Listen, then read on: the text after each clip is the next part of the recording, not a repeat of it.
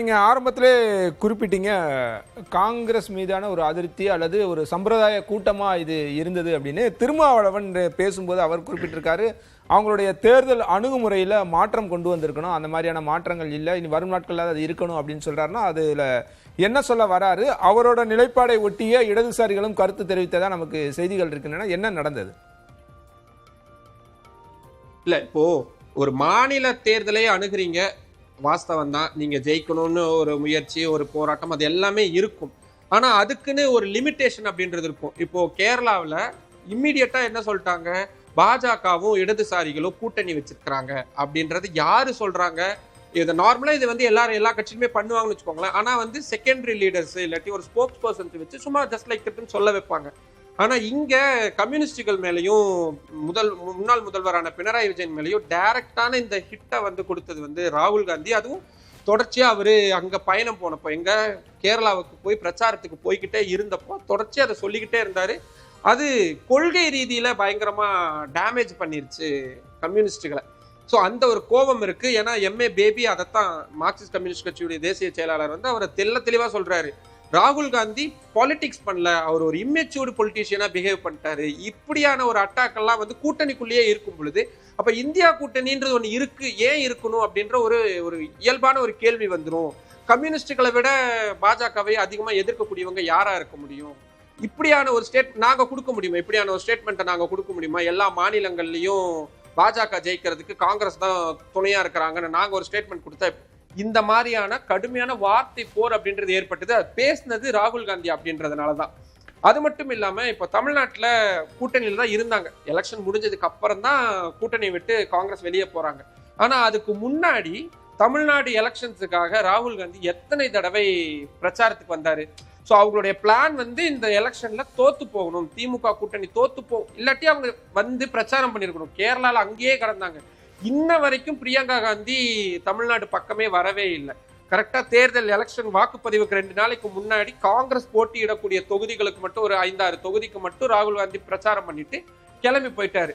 மு.க. ஸ்டாலின் அவர்களை சந்திக்கல, காங்கிரஸ் திமுக தலைமை யாரையுமே சந்திக்கல, ஒரு மேடையை பகிர்ந்துக்கல. அப்போ ஒரு கூட்டணியில நம்ம கேரளாவிலேயாவது கம்யூனிஸ்டுகள் காங்கிரஸ் எதிர் துருவங்களா இருக்கிறாங்க. தமிழ்நாட்டுல ஒரே கூட்டணியில இருக்கிறவங்க ஒருவேளை இன்னைக்கு ஜெயிச்சிருந்தாங்க. இப்ப இதே சினாரியோ சார், டிஎம்கே வந்து இப்ப தாவேகா எடுத்திருக்கக்கூடிய இடமாவே இருக்கு, தொங்கு சட்டப்பேரவையாவே வந்திருக்கு.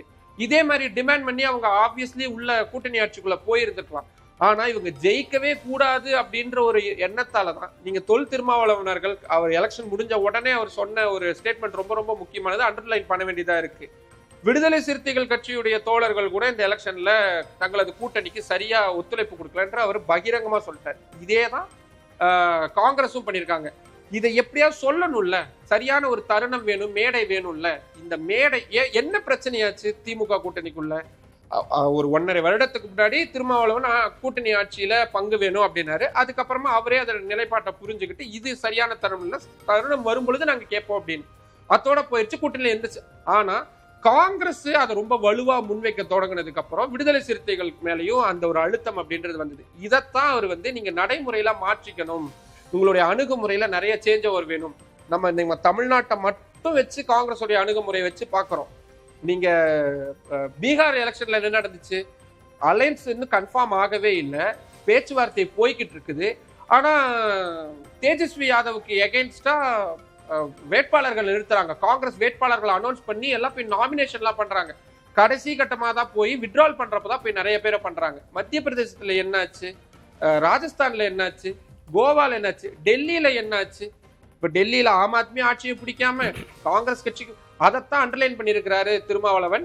உங்களுக்கும் எந்த நன்மையும் கிடைக்கிறது இல்ல, கூட்டணியில் இருக்கக்கூடிய மற்ற கட்சிகளுக்கும் எந்த நன்மையும் கிடைக்கிறது இல்ல, உங்க அணுகுமுறையை மாத்துங்க அப்படின்ற மிக குறிப்பா அவர் சொல்றாரு. 3 மாநிலங்கள இந்தியா கூட்டணிக்கு துணையாக இருந்த திமுக, மார்க்சிஸ்ட் மற்றும் அதாவது கம்யூனிஸ்ட் கட்சிகள் மற்றும் திரிணாமுல் காங்கிரஸ் கட்சிகள் பலவீனப்படுத்தப்பட்டிருக்கின்றன அப்படின்னு சொல்றாரு. அது என்ன மீன் பண்றாரு? அது காங்கிரஸால தான் அவங்க பலவீனப்பட்டாங்க அப்படின்றத குறிப்பிடுறாரா?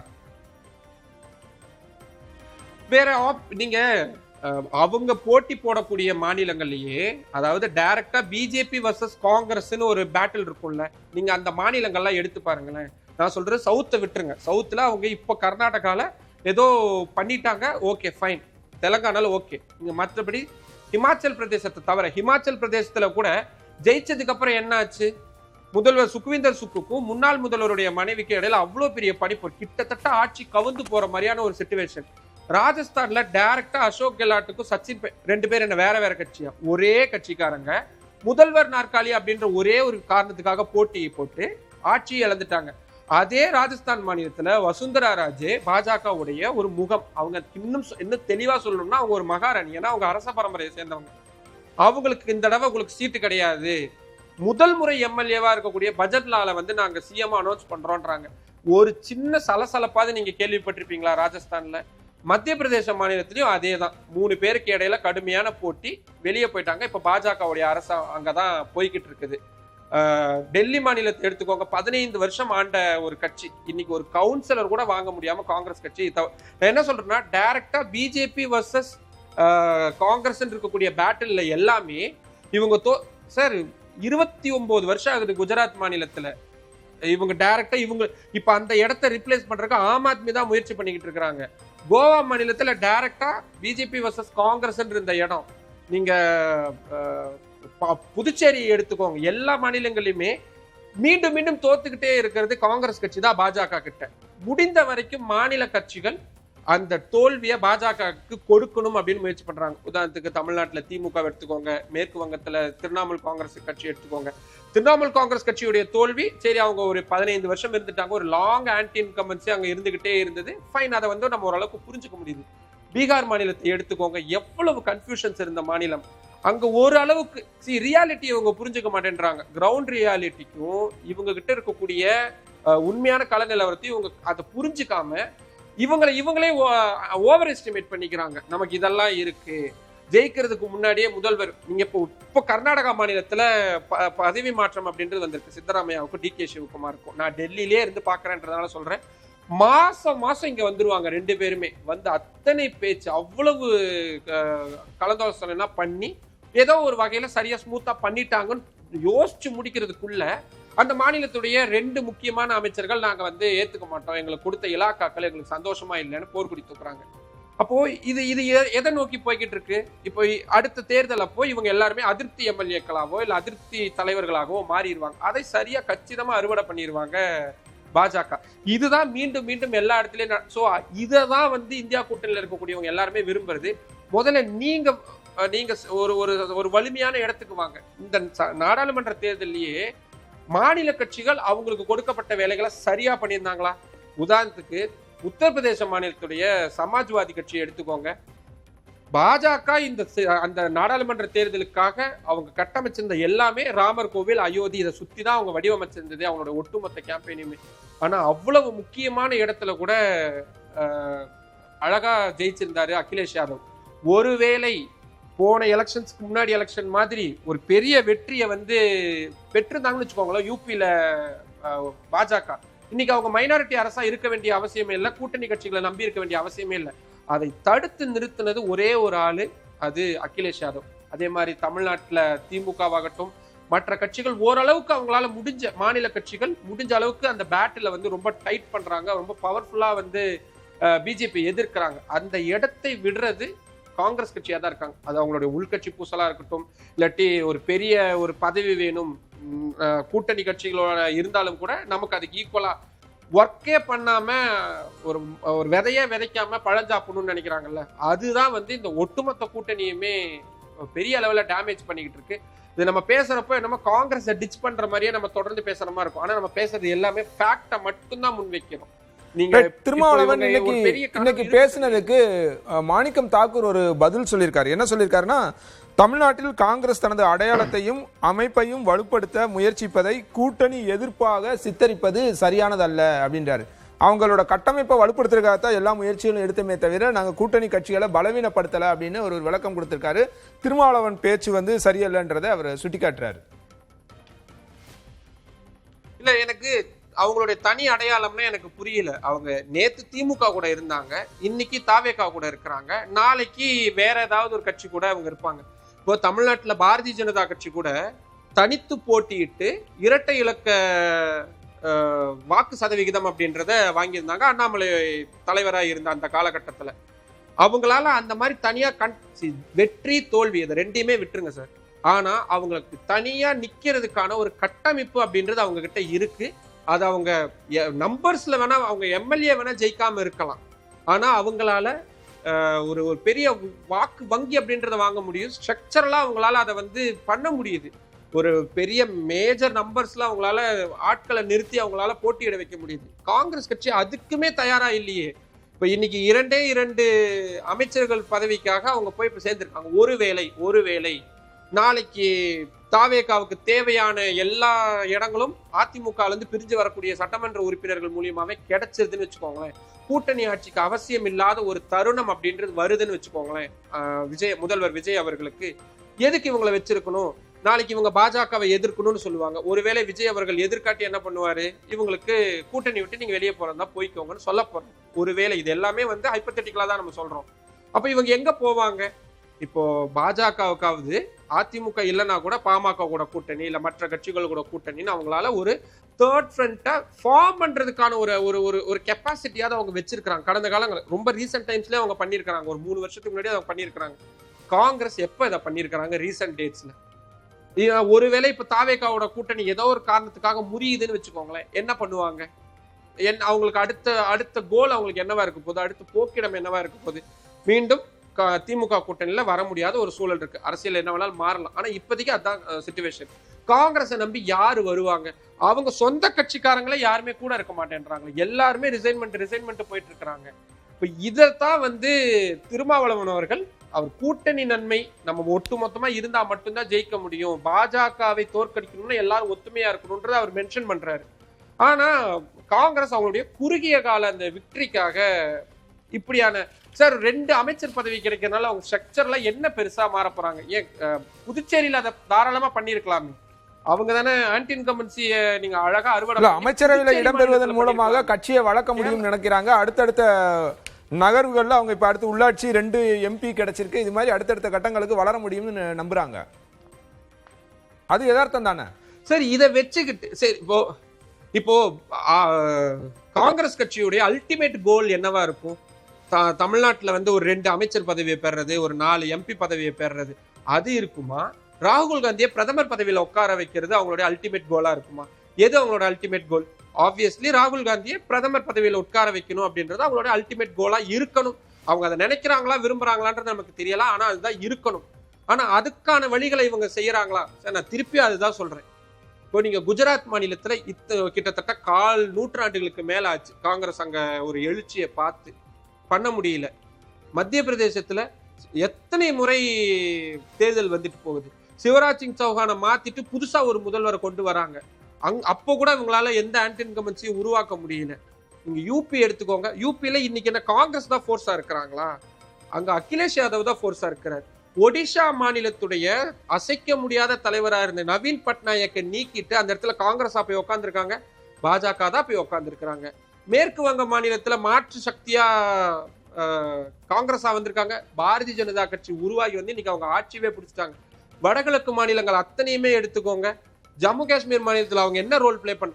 சவுத் இந்தியால ஓகே, கர்நாடகால இருக்கிறாங்க, தெலங்கானால இருக்கிறாங்க. இப்போ கேரளாவிலுமே 10 வருஷம் கேரளா மாநிலத்துடைய வரலாறு எடுத்து பார்த்தோம்னா 5 ஆண்டுகளுக்கு ஒரு முறை அங்க ஆட்சி மாற்றம் வந்துகிட்டே இருக்கும். ஏன்னா அதுதான் நல்லதுன்னு மக்கள் விரும்புவாங்க. ஆனா அப்படி இருந்தும் கூட 2 முறை தொடர்ச்சியா கம்யூனிஸ்டுகளுக்கு ஆட்சி வழங்குறதுக்கு வாய்ப்பு வழங்கியிருந்தாங்க கேரளா மக்கள். இந்த எங்க 10 வருஷம் ஒரு ஆன்டி இன்கம்பன்சி அறுவடை பண்ணி நீங்க ஜெயிக்க முடியலன்னு என்ன பார்ட்டி ரன் பண்ண போறாங்க? அப்போ நான் திருப்பி அதுதான் சொல்றேன். கூடவே இருக்கக்கூடிய மாநில கட்சிகளை தோற்கடித்து அந்த இடத்துல வெற்றி கோல வச்சணும்னு நினைக்கக்கூடிய காங்கிரஸ் கட்சி கொஞ்சம் கூட பாரதிய ஜனதா கட்சிக்கு ஈக்குவலான ஒரு டஃப் ஃபைட் கொடுத்து அவங்க கைப்பற்ற முடியாத இடங்கள் எல்லாம் கைப்பற்றணும்னு நினைக்கிறாங்க. உத்தராகண்ட் மாநிலத்தை எடுத்துக்கோங்க. நீங்க எத்தனை முறை கேட்டாலும் இந்த பட்டியலை நான் சொல்லிக்கிட்டே இருப்பேன். ஜார்க்கண்ட் மாநிலத்துல காங்கிரஸ் கட்சியா வந்து வெற்றிக்கு பாடுபட்டாங்க. நான் அந்த மாநிலத்துக்கு நேரா போய் அத்தனை நாள் அங்கேயே இருந்து பார்த்தேன். ஜார்க்கண்ட் முக்தி மோர்ச்சா கட்சியுடைய அந்த ஒரு இருப்பு தான். இன்னும் சொல்ல போனா சிறையில் இருந்தார் ஹேமந்த் சோரன். அவங்க மனைவி கல்பனா சோரன் ஒரே ஆளா இருந்து அவ்வளவு பெரிய கேம்பெயினை பண்ணி அந்த மாநிலத்துல வெற்றியை தேடி தந்தாங்க. சம்பாய் சோரன் கிட்டத்தட்ட நிழலா இருந்தவர் ஹேமந்த் சோரனுக்கு. அவரை பிரிச்சு கொண்டு வந்து பாஜக அவ்வளவு விஷயங்கள் பண்ணாங்க. இல்ல அண்மையில் நடந்த பீகார் எலெக்ஷன்லயுமே தேஜஸ்வி யாதவ் கூட தன்னோட வருத்தத்தை தெரிவிச்சாரு. காங்கிரஸ் சரியா செயல்படல அப்படின்ற வருத்தத்தையும் அவர் குறிப்பிட்டாரு. அதையும் நம்ம பார்த்தோம். ஆப்வியஸ்லி இன்னைக்கு இப்போ மாநிலங்களவை தேர்தல் நடக்க போகுது சார். அந்த மாநிலங்களவை தேர்தலில் காங்கிரஸ் கட்சி கிராஸ் ஓட் பண்ணிடக்கூடாது. அதாவது சொந்த காங்கிரஸ் கட்சியுடைய எம்எல்ஏக்கள் பாஜகவுக்கோ மற்ற கட்சிகளுக்கோ போய் மாத்தி வாக்களிச்சிடக்கூடாதுன்றக்காக அவங்க எல்லாரையும் பத்திரப்படுத்தி ரிசார்ட்டுக்கும் எல்லா மாநிலங்களவை தேர்தல் அப்பவும் இதைத்தான் பண்றாங்க காங்கிரஸ். நீங்க நம்பவே மாட்டீங்க, ஜம்மு காஷ்மீர் மாநிலத்துல போன ஆண்டு 4 இடங்களுக்கான மாநிலங்களவை தேர்தல் நடந்துச்சு. 4மே ஆளும் கட்சியான தேசிய மாநாட்டு கட்சிக்கும் காங்கிரஸ் கட்சிக்கும் வர வேண்டியது. ஆனா என்ன பண்ணிட்டாங்க, காங்கிரஸ் கட்சிக்காரங்க வழக்கம் போல கிராஸ் ஓட் பண்ணி ஒரு இடத்த பாஜக தட்டி பறிச்சுட்டு போயிட்டாங்க. உங்களுக்கு புரியுதுங்களா?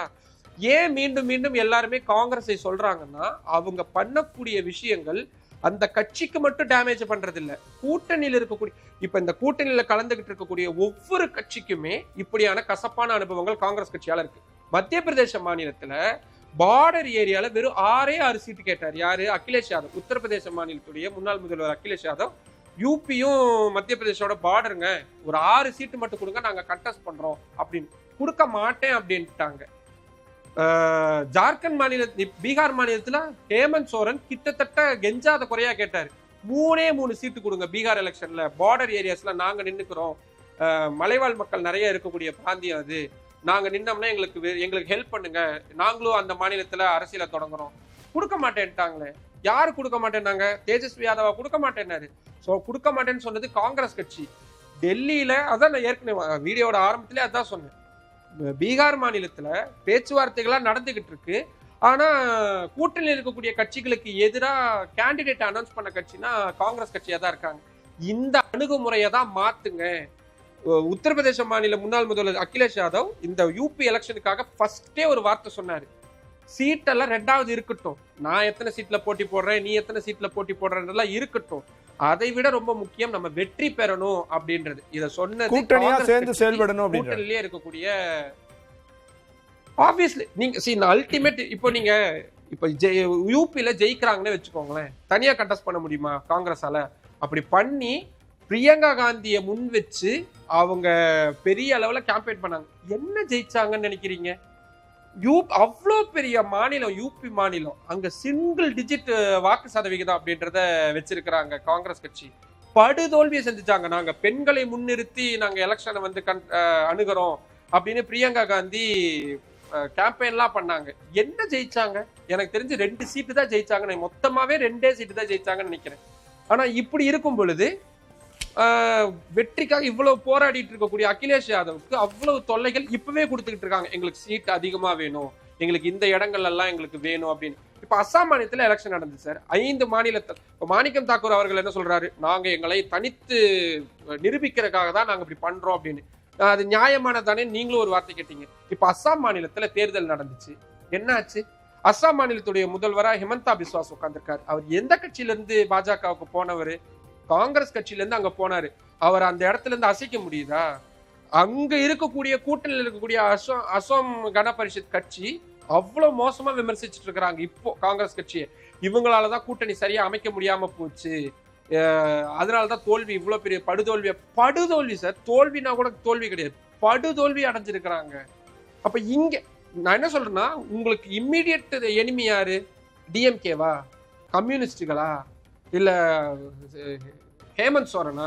உங்களுடைய இம்மீடியட் எதிரி பாஜக.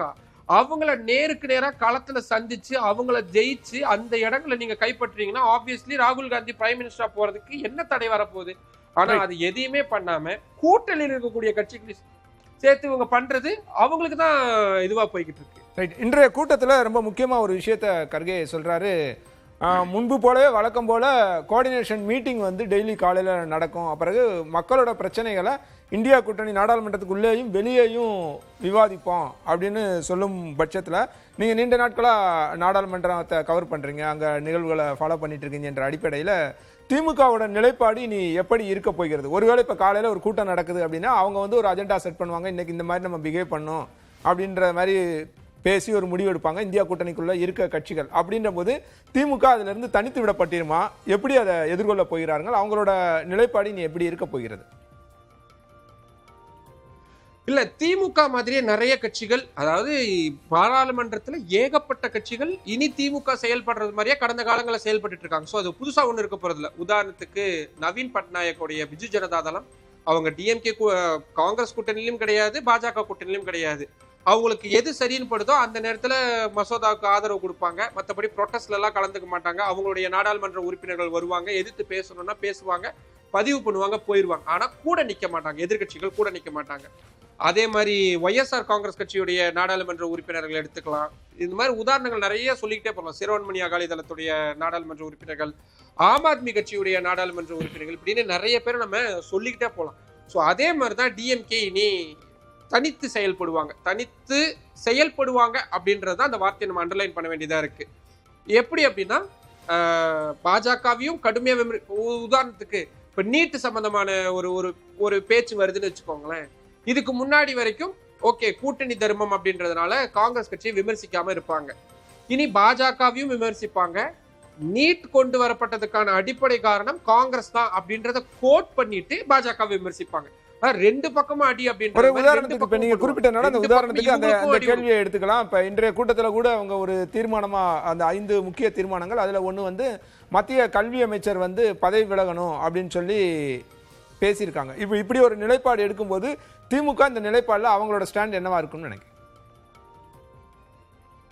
இல்ல அவங்க வந்து அதை வலியுறுத்துவாங்க. ஆனா காங்கிரஸ் உடைய குரலாவோ அந்த அதை வந்து ஒரு எதிரொலிக்கிற மாதிரியான விஷயங்களா இருக்காது. தர்மேந்திர பிரதான் அவர்கள் ராஜினாமா பண்ணணும்ன்றது இவங்களும் வலியுறுத்துவாங்க. நான் என்ன சொல்ல வரேன்னா, இது காங்கிரஸ் காலத்துல செஞ்ச தவறு அவங்க இப்படிதான் சொல்லுவாங்க, நம்ம அசியூம் பண்ணலாம். ஏன்னா நம்ம இவ்வளவு பாக்குறோம் அப்படின்றதுனால. காங்கிரஸ் காலத்துல செஞ்ச தவற பாஜகவும் தொடர்ந்துகிட்டு இருக்கிறீங்க, இது எங்க மாநிலத்துக்கு தவறா இருக்கு. இந்த 2 தேசிய கட்சிகளுமே வந்து எங்க மாநிலத்துக்கு இன்னைக்கு கோட் பண்ணியிருக்கிறாரு முன்னாள் முதல்வர் மு க ஸ்டாலின் அவர்கள்.